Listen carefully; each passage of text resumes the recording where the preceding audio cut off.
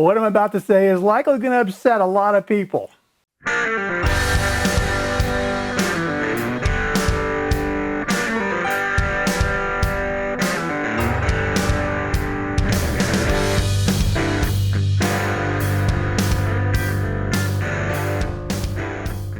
Well, today I'm going to talk to you about the Liberty Bell and my opinion on why it cracked. There are a lot of opinions about what caused the bell to crack, and we're going to talk about all those things. First, I want to give you just a little bit of history about the bell, because the bell we have today is not the original bell that was cast. Back in 1751, a guy named Isaac Norris, he was the Speaker of the Pennsylvania Provincial Assembly. He placed an order through an agent in London to get a bell cast. And what he said was, we need a good bell of about 2,000 pounds weight. Okay. He had a few more instructions as well. They said, let the bell be cast by the best workmen and examined carefully before it is shipped, with the following words well shaped around it. Those words are going to be proclaim liberty throughout the land, a reference to Leviticus 10. There's some words about Pennsylvania State House on there as well. Well, a bell foundry named Lester and Peck was chosen to cast this bell. Lester and Peck will eventually become the Whitechapel Bell Foundry. So they have some experience and some knowledge in bell casting. And the bell was cast and it was sent by ship to Philadelphia. It arrived on the ship Hibernia on September 1st, 1752. So, maybe a year later they got their bell. And Norris reported that the bell appeared fine, but they hadn't tested the sound yet. And then in March of 1753, Norris wrote the following words. He said, I gave information that our bell was generally liked and approved, but in a few days after my writing, I had the mortification, to hear that it was cracked by the stroke of a clapper without any other violence being done, as was hung up to try the sound. So he's like, we got this bell. As soon as they hung it up, as soon as the clapper hit the bell, it cracked. But then he goes on, saving face here. He goes on to say, but two ingenious workmen had been hired to recast the bell. Well, those workmen were John Pass and John Stowe. And that's why their names are part of the bell today. You'll see Pass and Stowe on the bell. Apparently, neither Pass or Stowe had any bell foundry experience.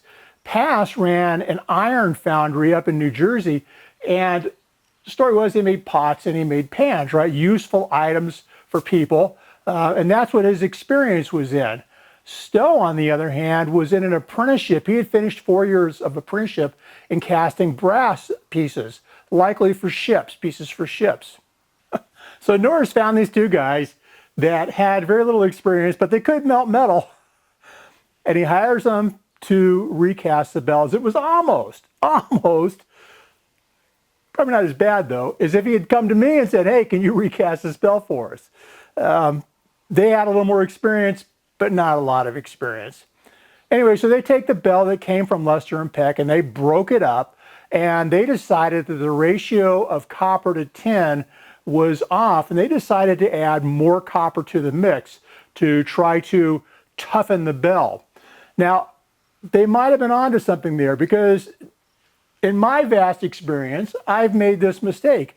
I have made bronze and I have not put enough copper in, and what you end up with is something like this video here, where you can see the copper actually laying off to the side that should have been in the mix. But these ingots, when you tap them on the workbench, they just shatter like glass.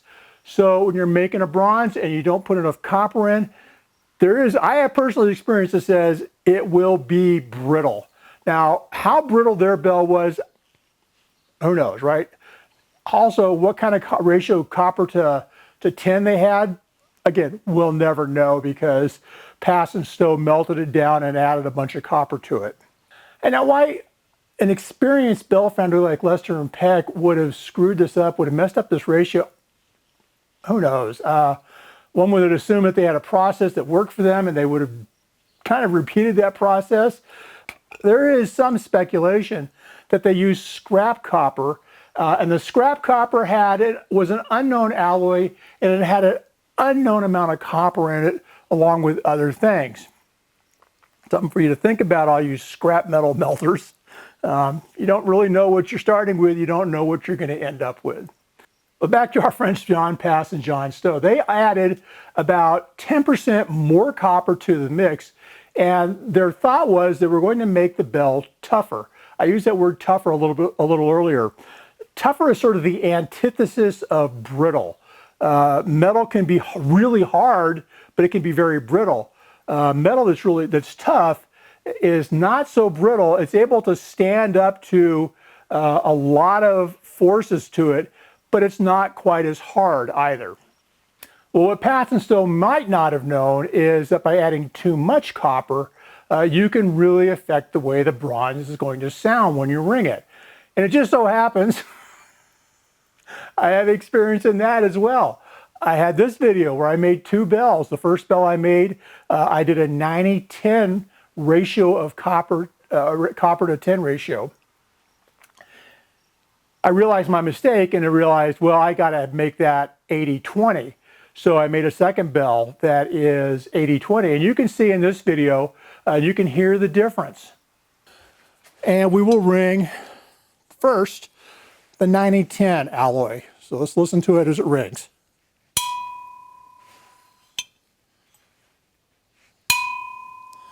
Kind of a dull sound. It doesn't ring real bright. Also doesn't have a ton of sustain to it. Sustain is how long it will ring. Let's compare it to this one. This is the 80-20.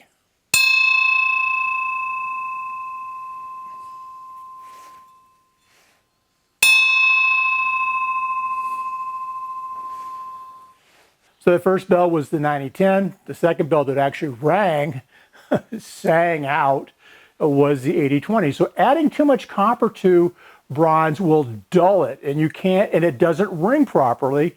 And that may have been something that happened with Pass and Stowe, because when they brought their bell out to the public and they rang it in public the first time, it got laughed off the street because it sounded so bad. Norris was not happy, and they took the bell, they kind of quickly took the bell back to their foundry. They broke it up again with the idea of, let's reduce the copper ratio and try to recast this thing.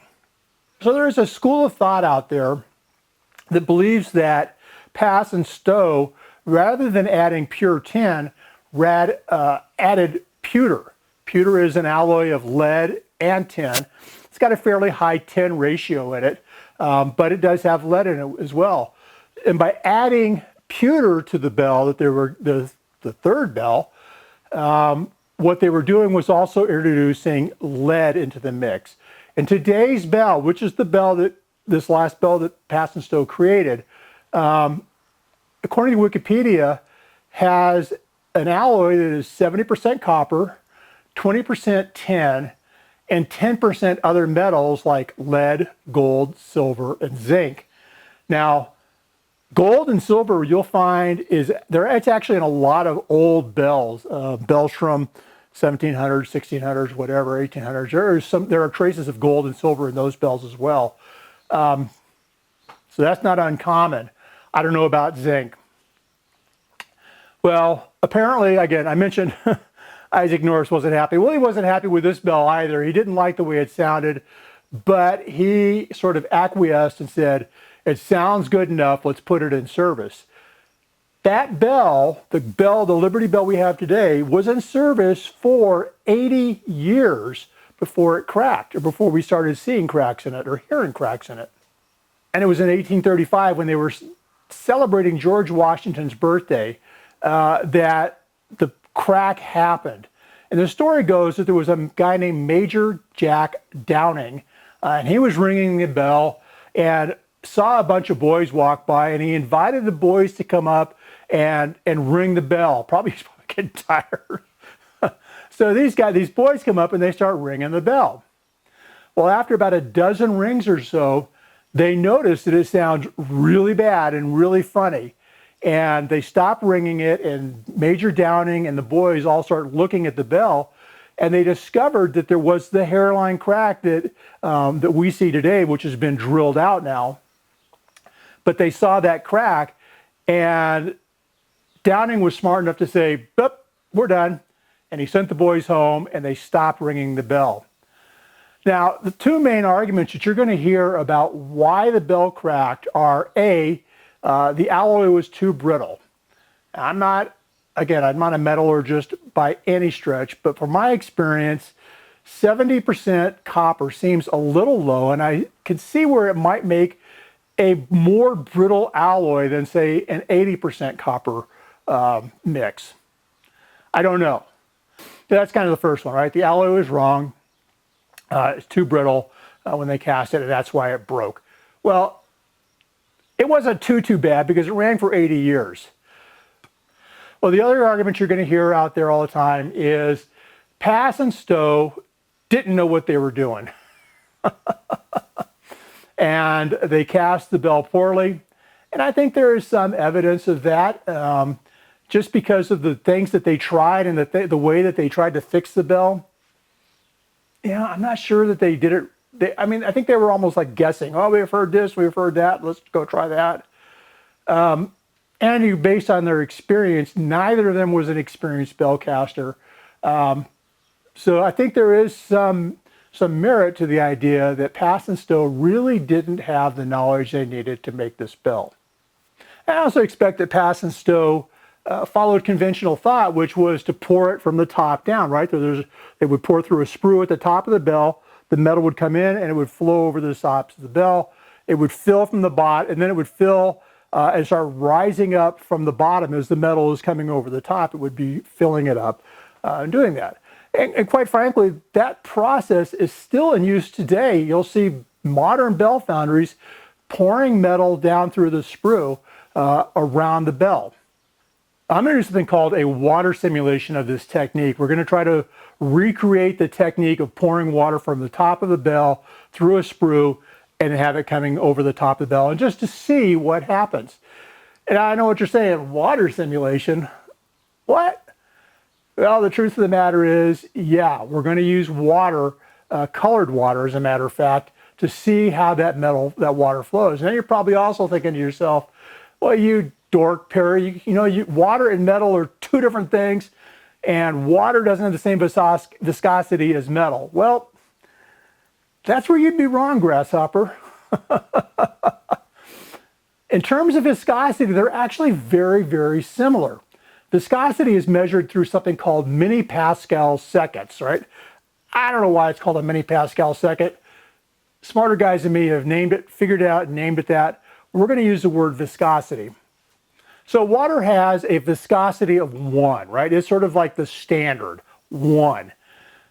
If we look at something like melted aluminum, it has a viscosity that ranges from 0.9 to 1.24, depending on how hot it is. So if it's hotter, it's going to be less than 1. It's actually going to be more or less viscous than water. It's going to be thinner than water if it's hot. And if it's a little bit cooler, it's going to be just a little bit thicker than water. So from 0.9 to 1.24. Copper actually runs about 1.9 to 3.9. So it's a little bit thicker than aluminum and water as well. And iron, now get this, iron is 2.6 to 5.2. And you're thinking to yourself, well, copper, that's like 2 to 4 times more viscous than water. Yeah, you're right. But let me give you some other numbers here and show you how that range of numbers really doesn't matter. Well, olive oil has a viscosity of 56, and if I put that on my line here, suddenly those numbers at the bottom don't seem so far apart, do they? They're actually very close together. Honey is between 2,000 and 10,000.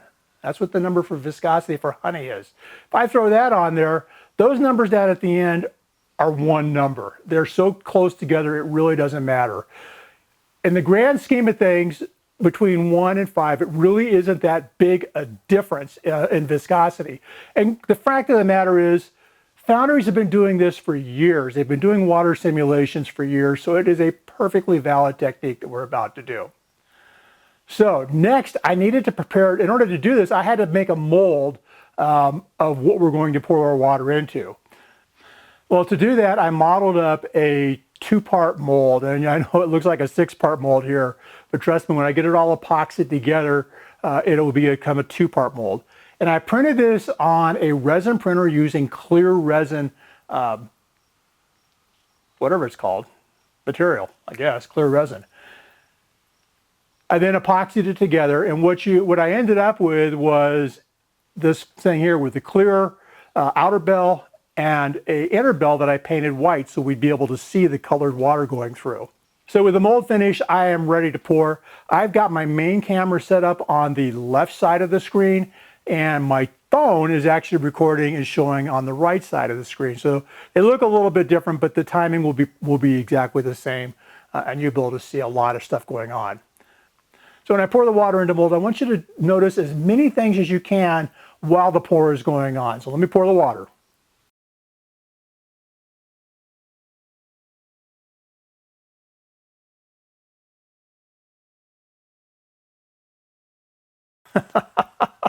Happens awful fast, doesn't it? You probably didn't see a whole lot of things.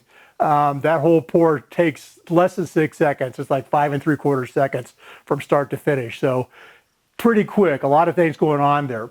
So let me slow it down and we'll see what's going on a little bit better here.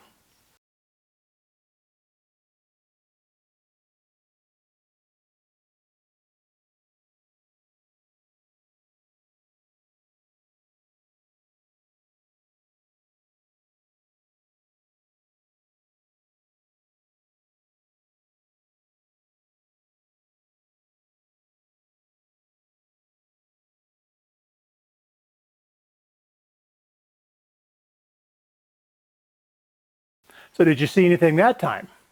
Hopefully you did. We're going to look at it now a little bit at a time, like kind of not frame by frame, but we're going to look at it in sections of what's going on here. Notice what happens when the water is first poured. The water pours down the bell and it pours down in streams. And you see that happening on both the front of the bell and the back of the bell. So it's happening all the way around the bell, these streams of water that are coming down.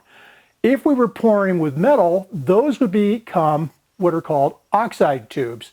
An oxide tube is when the surface of the metal is exposed to air and it cools and it forms an oxidized layer around the molten metal that's flowing through it. So it's almost like a straw that metal is flowing down through.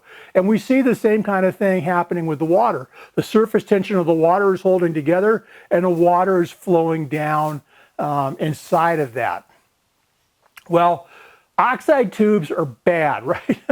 Oxide tubes, because they're kind of hardened, they don't adhere really well to each other. They really don't adhere very well to molten metal because they've already solidified, they've already oxidized, and now we're putting metal next to them, and there is a difference there, and there's going to be a seam between them. I want you to notice something else here. I'm going to put up a picture of the Liberty Bell crack here. Look at the shape of the crack, and look at the shape of the one of the oxide tubes or one of these streams. Do you notice anything here? Do they look remarkably similar? Yeah, they do. I think that that's evidence of an oxide stream going on. And the fact of the matter is, the Liberty Bell has been x-rayed now, and they have found hundreds of cracks throughout this thing. So it's not just one crack that had. They noticed that it was cracking all over the place. They noticed horizontal cracks running around the crown, and that's why it stopped ringing. And that's why when you see the Liberty Bell, it's supported from the bottom up because they're afraid the weight of the bell will cause the bell to break. All right, back to the pour. As the pour continues, we see the pour transform from these streams of water to more of a sheathing effect, or it's sheeting over the sides of the bell. Now that process is called wetting. As the surface of that inner bell becomes wet, then the water is able to flow over it more easily. And as the pour increases, as we see more volume coming in, that is going to force that wetting effect to happen. Now, while that wetting effect is happening, What we're seeing down at the bottom, you notice at the bottom, there's a lot of turbulence. There's a lot of bubbles as that metal comes down. There's metal sitting there, and we're constantly bringing it in, and that's churning itself up. You know, when we look at the Liberty Bell, we look at two things typically. We look at that crack, or we look at the iconic shape, right, of the yoke, and then the crown and the shape of the bell. Maybe we look at the words on it. What we don't do is we don't typically look at the surface of the bell closely. I'm going to put up a picture of the bell here, and I want you to notice something. All of those little pot marks that you see there are the result of air bubbles coming up as that bell is settling. They're coming up to the surface, and they're forming bubbles or air pockets on the surface of the bell. And that's exactly what those things are. The bell is likely full of air bubbles on the inside as well. And that's because of the way that water flowed over the bell, the turbulence that was created, and the bubbles that were formed as a result of that turbulence. So we're at the part of this video where I have to make my proclamation as to why I think the Liberty Bell cracked. We looked at the effect of not having enough copper in the bell could have on it, creating a brittle alloy. We looked at the effect of having too much copper, having a poor sounding bell. We looked at the effect of when they reduced the copper, they maybe put lead and some other things into the metal and weren't quite sure of the ratio that they have. And that's still, the current bell is actually still a little bit low on the copper ratio within the alloy. It's at 70%. Bell metal is typically 78 to 80% copper. So it's still a little low. And it could be, I don't know. It could be that is causing it to be a little bit more brittle though. And finally, we looked at the pouring technique. And we saw how oxide tubes formed early on and actually stayed for a little while. Even after the sheeting effect, you could see oxide tubes running through the sheeting of the water coming across. And we saw how those oxide tubes had a shape that's very similar to the shape that's in the crack today. And remember what I said, the Liberty Bell has hundreds of hairline cracks in it throughout. It's not just the famous one we see today. And we also saw air bubbles made it to the surface of the bell and are likely inside the bell as well. So, in my opinion, the primary reason the bell cracked was simply that the technique used to pour the bell was incorrect. I believe that the bell was poured top down through a sprue at the top of the crown. We don't normally see this center post. When you look at most pictures of the bell, what you see is sort of a perpendicular shot to the crown. Well, if you come off to the side just a little bit, like this picture is showing, you can clearly see that there is a center post running down through that crown. I believe that center post was the sprue through which they poured the metal into the bell.